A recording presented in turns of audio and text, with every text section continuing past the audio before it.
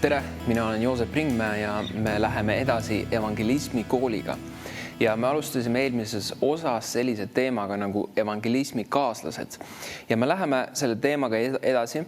Eelmine osa me rääkisime tervenemisest. Me rääkisime sellest, kuidas Piibel ütleb, et kui me paneme oma käed haigete peale, siis nad saavad terveks. Ja me näeme, et Jeesus on kutsunud meid minema ja tervendama haigeid tema nime ja tema väe abil.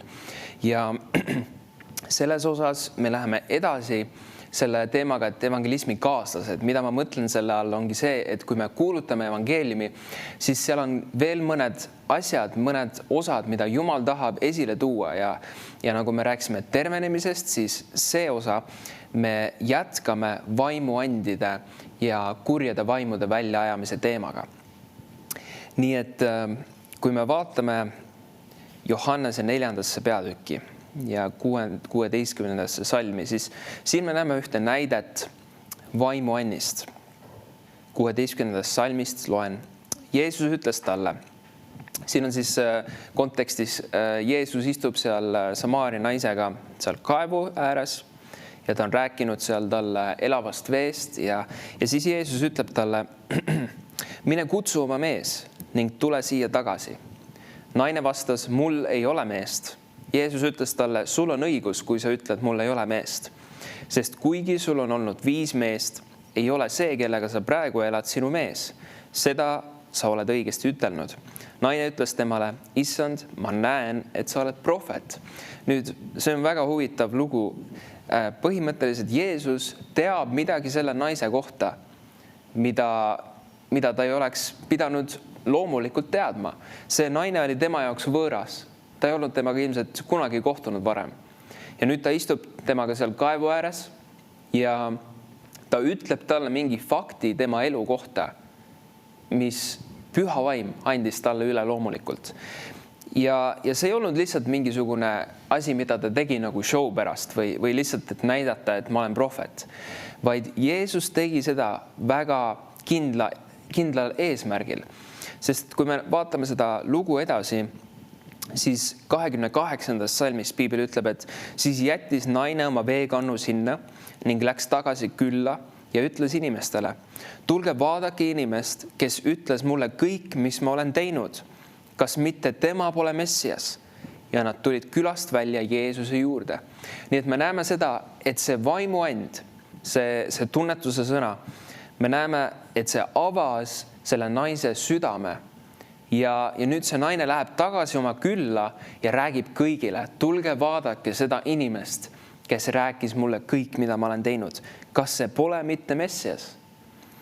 Ehk siis me näeme, et vaimuand, Jumal tahab kasutada vaimuande selleks, et avada inimeste südameid. Olgu see siis prohvetlik and või tunnetuse sõna või tarkuse sõna või vaimude eristamise and või need on nii palju erinevaid vaimuande, mis Jumal saab meile anda. Aga see ei ole kunagi selleks, et lihtsalt, et oleks mingi show või oleks lahe või inimesed oleksid imestuses, vaid sellel on alati eesmärk. Ja see eesmärk on see, et avada inimeste südamed, et nad võtaksid Jeesuse vastu oma südamesse. Ma mäletan, mul oli üks olukord, kus ma kuulutasin ühele naisele evangeeliumi. Ja muidu tavaliselt ma ikka räägin, et me oleme kõik pattu teinud ja Jumal armastas meid nii palju, et ta saatis oma poja Jeesuse, kes läks risti peale, kes suri meie eest, kes tõusis üles 3. päeval ja et ta pakub meeleparandust kõigile. Aga sel korral millegipärast ma hakkasin rääkima sellele naisele sellest, kuidas Jeesusel oli peas okaskroon ja kuidas see oli sümbol sellest, et Jumal tahab meid tervendada vaimsetest haigustest, kui meil on mentaalsed mingisugused haigused või depressioon või ärevus, siis Jumal tahab, et me oleksime vabad nendest asjadest, sellepärast et Jeesus kandis seal risti peal samamoodi ka need asjad, sest et talle pandi pähe see okaskroon, mis oli nagu see surus talle sinna pea sisse ja see oli sümbol nendest igasugustest ärevustest ja depressioonidest ja hirmudest, mis võivad tulla meie mõtete vastu.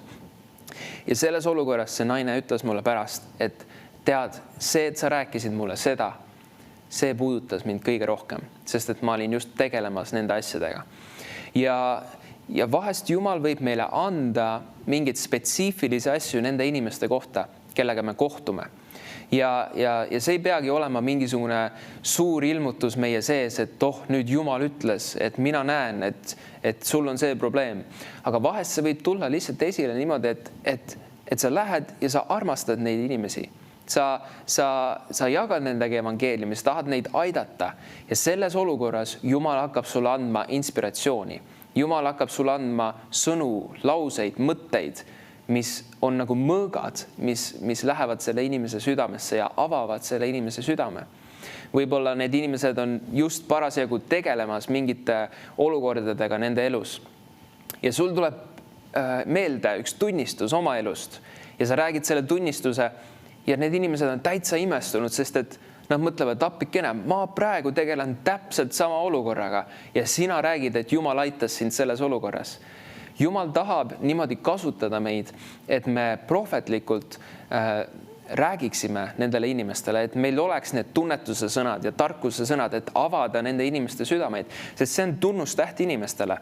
Ja et nad kogevad Jumala reaalsust selles olukorras. Nad näevad seda, et Jumal tõesti näeb mind. Jumal tõesti näeb minu elu. Jumal tõesti teab, mis minu elus toimub ja et ta armastab mind.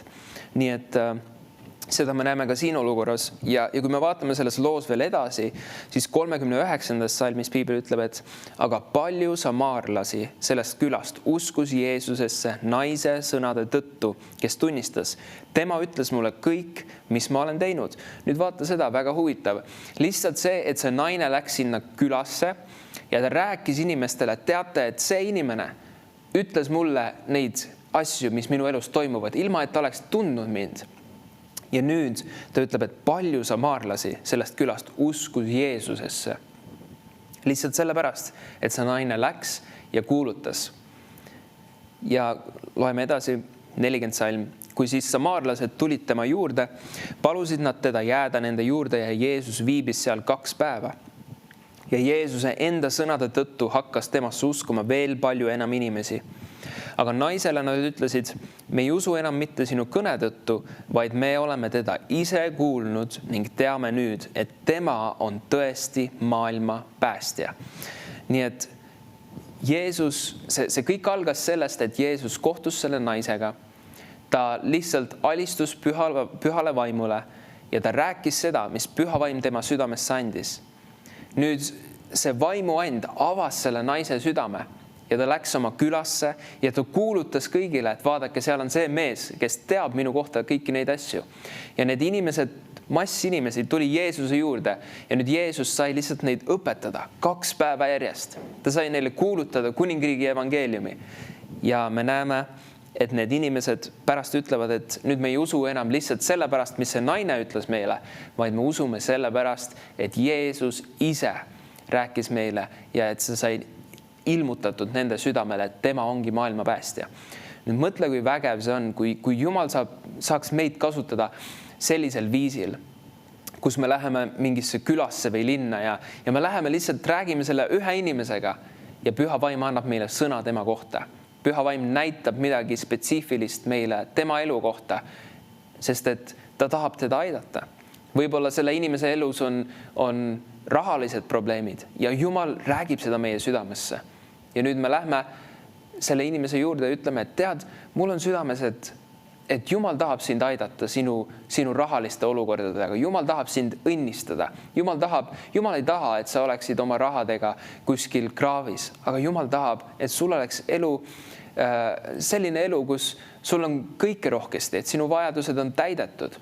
Ja tead, et kui sa räägid seda sellele inimesele selles hetkes, see puudutab teda nii sügavalt, sest et ta näeb, et Jumal tunneb teda, Jumal näeb teda selles olukorras, Jumal näeb tema elu olukorda ja et Jumal tahab teda aidata ja see avab tema südame. Ja tihti sellised inimesed, nad saavad päästetud, sest et nad mõistavad, et Jumal ise rääkis nendega. Seal polnud mitte mingit võimalust, et sina, kes tulid kuskilt teisest kohast, esimest korda kohtusid nendega, et sa tead mingeid selliseid fakte nende kohta. Aga kui Jumal annab meile need südamesse, siis see on üks vägev relv, mida me saame kasutada. nii et me peaksime olema julged, et kasutama selliseid olukordi. Ja nagu ma rääkisin, et see ei pea olema mingisugune suur, vägev nii-öelda ilmutus taevast kohe. Vahest see võib olla, aga tihti see on lihtsalt see, et sa jagad inimestega oma südant, sa lihtsalt räägid neile evangeeliumi. Ja keset seda juttu sul tuleb lihtsalt mõte, et aga ütleks selle mõtte ka sinna vahele või jagaks talle sellest teemast ka. Võib-olla tuleb, et tead, ma peaksin talle tervenemisest rääkima või tead, ma peaksin talle rääkima sellest, et Jumal tahab, et meil oleks pikk elu ja et Jumal ei taha, et me sureks enneaegselt või seal võib olla nii palju erinevaid teemasid, mis võib meile südamesse tulla sellel hetkel, aga järgi püha vaimu, järgi tema juhtimist.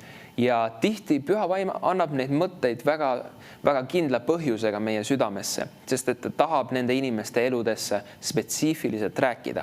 Et see sõnum puudutaks nende südameid veel tugevamalt ja veel teravamalt, et nad tõesti tuleksid päästmisele, et nad annaksid oma elud Jeesusele. Nii et vaimuannid on üks vägev asi. Ja kui me vaatame 1. Korintuse 12. peatükki, kus Piibel räägib vaimuannidest, siis siin kirjutab nii. Loen 7. salmist. Aga igaühele antakse vaimuavaldus ühiseks kasuks. Nii antakse ühele vaimu kaudu tarkuse sõna, teisele aga tunnetuse sõna, selles oma vaimu poolt, ühele usku selles samas vaimus, teisele aga tervendamise armuande ikka samas vaimus, ühele väge imetegudeks, teisele prohvetlikku kuulutamist, kolmandale võimet eristada vaime, ühele mitmesuguseid võõraid keeli, teisele aga keelte tõlgendamist, aga kõike seda teeb üks ja sama vaim, jagades igaühele eri osa nõnda, nagu tema tahab. Nii et me näeme, et Jumal tahab meile vaimuande anda. Jumal tahab kõiki neid erinevaid vaimuande meile anda. Ja see ei ole mitte meie enda kasuks kuidagi või kuidagi meie uhkuseks või ülenduseks, kohe kindlasti mitte, vaid see on selleks, et inimesi aidata. See on selleks, et inimesi julgustada. See on selleks, et Jumal saaks puudutada nende inimeste südameid. Ehk siis taotleme neid vaimuande ja igatseme nende järele, et tõesti Jumal saaks meid kasutada selleks, et inimesed saaksid puudutatud ja et Jumal saaks rääkida spetsiifiliselt nende eludesse. Nüüd läheme selle järgmise põneva teemaga edasi, mis on kurjade vaimude väljaajamine. See on täpselt samamoodi osa sellest, kui me kuulutame evangeeliumi. Me oleme lugenud seda kirja kohta mitu korda ka juba. See on Matteuse 10. peatükis ja siin 8. salm ütleb niimoodi. Tehke terveks haiged, äratage üles surnuid, tehke puhtaks pidalitõbised, ajaga välja kurje vaime, muidu olete saanud, muidu andke. Nii et see on see, mida Jeesus on kutsunud meid tegema, et me ajaks välja kurje vaime. Ja Jumal on andnud meile selle meelevalla. Eelmises osas me rääkisime sellest, et kuidas Jeesus on andnud meile meelevalla kõige vaenlase väe üle. Nii et me ei peaks teemoneid kartma, me ei peaks kurje vaime kartma mitte mingil viisil. Sest et kui me näeksime vaimu maailmasse, siis seal on palju rohkem tegevust, kui me isegi oskaksime arvata. Ja palju rohkem inimesi on kahjuks seotud kurjadest vaimudest või seestunud kurjadest vaimudest. Ja tihti me võib-olla ei teagi seda, aga see on väga reaalne maailm. Ja Markuse 16. peatükis ja 17. salm ütleb ka niimoodi, et kuid uskujaid saadavad sellised tunnustähed, minu nimel ajavad nad välja kurje vaime. Nii et me näeme, et uskujaid saadavad sellised tunnustähed, et nad ajavad välja kurje vaime. Nii et see peaks olema tegelikult uskujate tunnustäht, see peaks olema üks nähtav osa meist kui kristlastest, et me ajame välja kurje vaime. Ja see ei tohiks olla mingisugune tabuteema, see ei tohiks olla mingisugune kõrvale jäetud teema. See on väga reaalne maailm ja Piibel ütleb seda meile, et me peaksime seda tegema. Ma olen mitmel korral kohtunud inimestega tänavatel, kellel on olnud kurjad vaimud, kes on kas siis seestunud või seotud. Ja ma mäletan ühte olukorda, kus kohtusin ühe mehega, kes oli parasjagu alkoholi joomas ja ma rääkisin talle evangeeliumi ja ma pakkusin talle lihtsalt, et kas ma võin sinu eest palvetada. Lihtsalt, et teda õnnistada, lihtsalt, et ta kogeks Jumala ligiolu. Ja sel hetkel, kui ma palvetasin tema eest, ta hakkas väga imelikke liigutusi tegema ja kuidagi puhkima oma suust välja. Ja ta laskis mu käest lahti, astus sammu tagasi ja me olime parasjagu ühes pargis seal ja ta karjus üle terve selle pargi. Ja ma sain kohe aru, et see on kuri vaim. Ilmselgelt see on kuri vaim. Ja tihti, me ei saa nagu täiesti juhitud olla sellest, mida me näeme, aga sa saad oma sees aru, et siin on kuri vaim ja sa pead sellega tegelema. Ja me peame seda püha vaimu juhtimisega tegema. Vahest seal on inimesed, kes nad ei taha nendest kurjadest vaimudest lahti lasta. See on tegelikult iga inimese oma vastutus, oma nagu otsus, kas nad tahavad selle kurja vaimuga jääda või nad tahavad sellest ise ka päriselt lahti saada.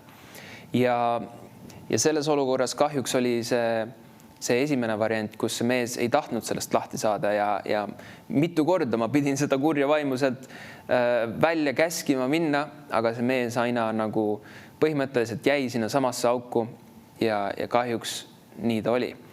Aga ma olen näinud ka olukordi, kus inimene on saanud vabaks kurjast vaimust. Ma mäletan ühte olukorda üks teine mees, kelle eest ma palvetasin ja mul ei olnud üldsegi see plaanis, et käskida mingisugusel kurjal vaimul temast välja minna. Aga see tuli minu vaimust välja, kus ma ütlesin talle, et Jeesuse nimel kuri vaim, ma käsin sul lahkuda sellest mehest. Ja seal samas toidupoes lihtsalt ütlesin talle seda otse silma. Ja kui ma lõpetasin selle palve, siis selle mehe silmad muutusid, selle mehe nägu muutus ja ta ütles, et tead, ma tahan Jeesust vastu võtta oma südamesse. Enne seda palvet ta tõrkus vastu, enne seda palvet ta oli natuke nagu kartlik, aga pärast seda, kui ma käskisin nendel kurjadel vaimudel lahkuda, siis see mees oli vabaks lastud ja ta oli valmis vastu võtma Jeesuse. Nii et see on huvitav, et me näeme tegelikult, et vahest need kurjad vaimud tahavad takistada seda, et need inimesed võtaksid Jeesuse oma südamesse vastu. Ühes olukorras mul oli isegi selline olukord, kus ma püüdsin teha päästepalvet ühe inimesega ja ta ei suutnud neid sõnu oma suust välja öelda, sest et ta oli nii seotud kurjadest vaimudest ja ta suu jäi kinni. Ja seal samamoodi me pidime tegelema selle kurja vaimuga. Nii et see on väga reaalne maailm ja me ei peaks neid kartma, sellepärast et Jumal on andnud meile meelevalla. Jumal on andnud meile Jeesuse nime ja Jeesuse vere ja kuradil ei ole mitte mingit võimu meie üle, vaid meil on võim tema üle ja me saame käskida tal lahkuda nendest inimestest. Ta ei saa enam kinni hoida neid inimesi. Ja vaatame piiblist ühte näidet samamoodi Luuka 8. peatükis. Ja ma alustan 26. salmist. Ja nad purjetasid Gerasast maale, mis on Galilea vastaskaldal. Aga kui Jeesus astus maale, juhtus talle vastu üks linnast tulnud mees, kel oli kuri vaim. Ammust ajast ei kandnud ta enam riideid ega elanud majas, vaid surnuhaudades. Aga Jeesust nähes hakkas ta karjuma. Heitis ta ette maha ja hüüdis valju häälega, mis on mul sinuga asja, Jeesus, kõige kõrgema Jumala poeg, ma anun sind, ära mind piina.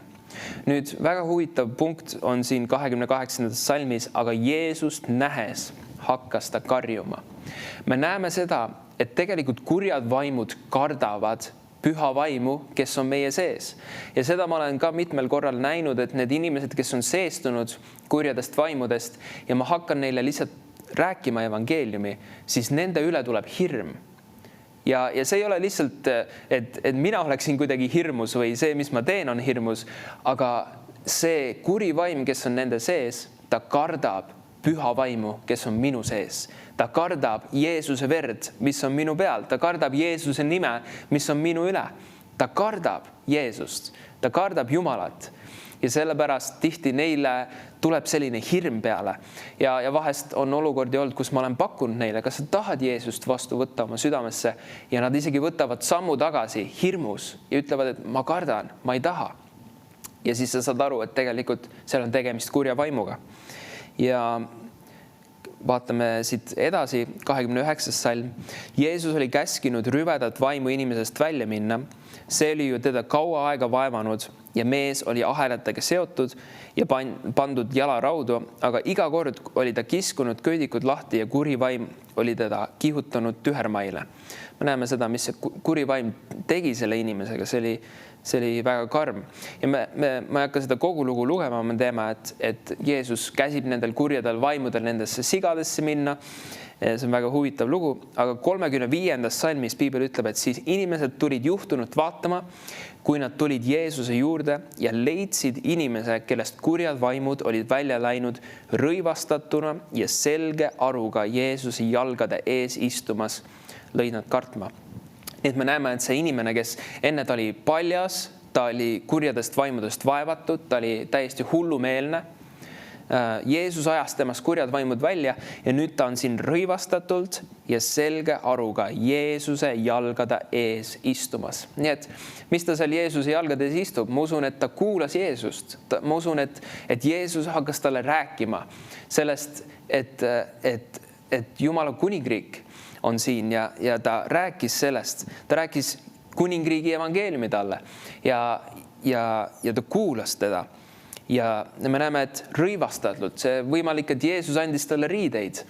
Ja see on see, mida me peame inimestega tegelema, kes on kurjadest vaimudest vaevatud. Me peame need kurjad vaimud välja vajama, siis me peame neile nad tooma Jeesuse jalge ette. See tähendab, et me toome nad päästmisesse, me toome nad Jeesuse juurde, et nad võtaksid Jeesuse vastu oma südamesse.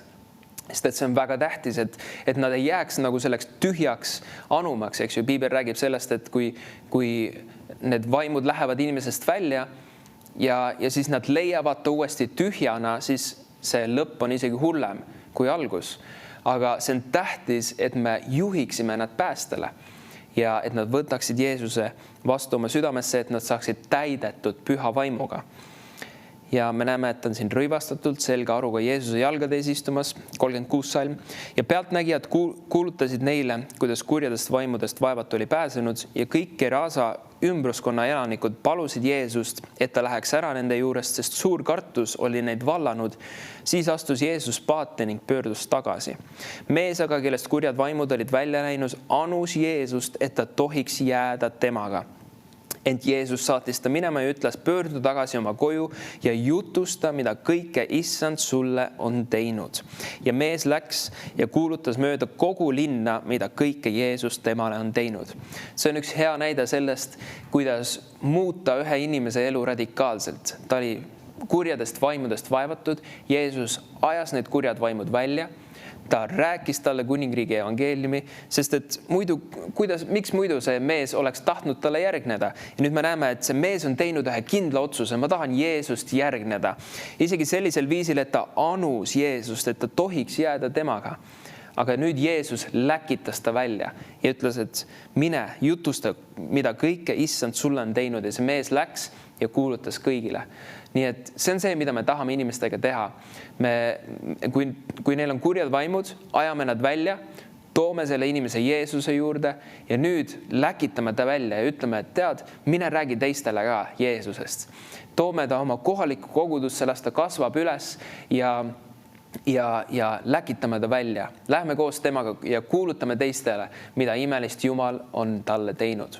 Nii et Jeesus annab meile siin ühe hea eeskuju sellest, mida teha, kui on kurjad vaimud inimeste sees ja me ei peaks neid mitte kuidagi kartma. Jumal on andnud meile meelavalla, Jumal on andnud meile Jeesuse nime ja kui seal on kurjad vaimud ja me ilmselgelt me teeme seda püha vaimu juhtimisel, me ei pea hakkama otsima kurja vaimu iga nurga tagant. Aga kui me kohtume inimesega, kes on seotud ja me teame oma südames, et siin olukorras ma pean tegutsema ja ma pean meelevalla võtma selle kurja vaimu üle, siis teeme seda ja kuulutame neile evangeeliumi, toome nad Jeesuse juurde, et nad saaksid päästetud ja las nad tulevad kogudusse ja kasvavad vaimulikult üles. Amen. Nii et siin saate lõpus ma tahan veel sinu eest palvetada ja ma usun, et sa said inspireeritud tänasest saatest. et näha, kuidas Jumal liigub läbi sinu vaimuandide läbi ja kuidas Jumal vabastab inimesi ka läbi selle, kui seal on kurjad vaimud kellegi sees, et sa saaksid nad välja ajada, nagu Jumala sõna räägib sellest. Nii et ma palun praegu iga vaataja eest, Jumal, ma palun iga vaataja eest praegu, kes on seda saadet vaadanud ja ma palun, Isa, et sa täidaksid nad oma julgusega ja Jumal, ma palun, et sa tõesti kasutaksid neid aina rohkem. Sa annaksid neile võimalusi ja Jumal, nagu sinu sõna ütleb, et taotlege vaimuande, siis Jumal, me teeme selle otsuse, et me taotleme vaimuande, me igatseme sinu vaimuandide järele, me igatseme, Isa, et sa kasutaksid meid vaimuandides, prohvetlikus kõnes ja tunnetuse sõnas ja kõikides nendes erinevates vaimuandides selleks, et inimestel oleks kasu, selleks, et teistel oleks kasu, selleks, et inimesed saaksid tunda sinu püha vaimu ligiolu ja et nad saaksid kogeda, et Jumal, sina näed neid nende elus. Isegi kui meie jaoks need inimesed on täiesti võõrad, et Jumal, et sinu vägevus ja sinu reaalsus saaks neile nii tuntavaks, et nad parandaksid meelt, et nad tuleksid tõetunnetusele. Ja Jumal, ma tänan ka selle eest, et meile on antud meelevald üle kurjade vaimude. Ja Jumal, ma palun, et sa annaksid igale vaatajale julgust nendes olukordades, kus nad peavad ajama kurja vaime välja, et teha seda julgusega. Ja Jumal, ma tänan, et sinu nimi Jeesus on vägev ja see on üle iga teise nime ja et sina oled andnud meile meelevalla üle kogu vaenlase väe. Täname sind, Issand, selle eest Jeesuse nimel. Amen. Nii et ole julgustatud ja ma usun, et kui meie oleme julged ja võtame selle Jumala sõna ja hakkame tegema seda tõesti, mida Jumala sõna ütleb meile julgelt ja me astume välja selle kirega, et näha Jumalat liikumas meie läbi, siis Jumal saab liikuma, Jumal saab vägevaid asju tegema meie käte, meie suude läbi ja inimesed saavad päästetud. Nii et ole julgustatud ja mine kuuluta evangeeliumi.